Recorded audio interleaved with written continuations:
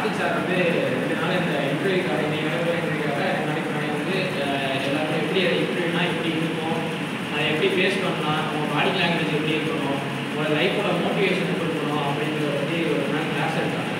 Class வந்து ரொம்பவே எங்களுக்கு வந்து யூஸ்ஃபுல்லாக தான் இருந்துச்சு.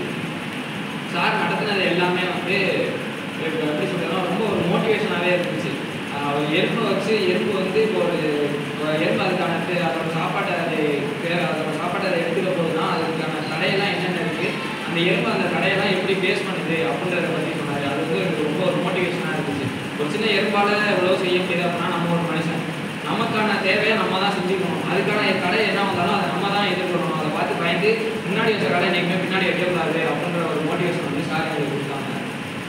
நெக்ஸ்ட் இந்த இன்டர்வியூ வந்து எனக்கு ரொம்ப யூஸ்ஃபுல்லாக இருந்துச்சு. இப்போ ஒரு இன்டர்வியூ போகிறோம், ஒரு இடத்துக்கு போகிறோம்னா நம்ம ட்ரெஸ்ஸிங் சென்ஸ் இப்படி தான் இருக்கணும், நம்ம எப்படி தான் அவங்கள்ட்ட பேசணும்